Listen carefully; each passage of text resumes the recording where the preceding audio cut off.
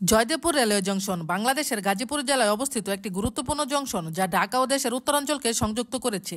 এটি নারায়ণগঞ্জ বাহাদুরাবাদ ঘাট রেলপথ এবং জামতল জয়দেবপুর রেলপথের সংযোগস্থল এবং বাংলাদেশ রেলওয়ে নেটওয়ার্কের একটি ব্যস্ত কেন্দ্র যা আধুনিকায়ন যাত্রী সেবার মান উন্নয়নের জন্য পরিচিত।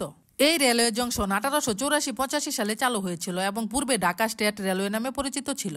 গাজীপুর জেলার হৃদয়ে অবস্থিত জয়দেবপুর রেলওয়ে জংশন বাংলাদেশের অন্যতম ব্যস্ত ও গুরুত্বপূর্ণ রেল জংশনগুলির একটি।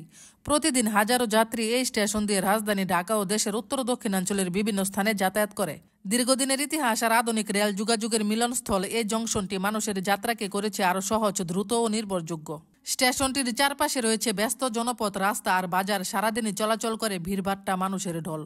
এখানে থামে ইন্টারসিটি, মেল এক্সপ্রেস সহ অসংখ্য ট্রেন, যার ফলে এই স্থানটি সবসময় সরব ও প্রাণবন্ত। জংশনের প্ল্যাটফর্মগুলোতে সকাল থেকে রাত পর্যন্ত মানুষের পদচারণা যেন কখনোই থামে না।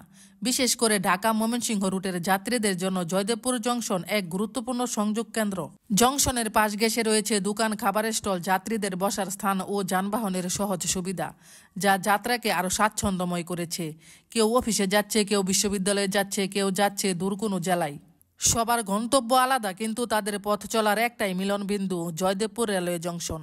এখানকার জীবন্ত পরিবেশ, ট্রেনের হুইসাল, মানুষের ব্যস্ততা এবং যাত্রার গল্পগুলো মিলেই তৈরি করে এক অনন্য দৃশ্য যা আপনাকে প্রতিবারই নতুন করে ছুঁয়ে যাবে।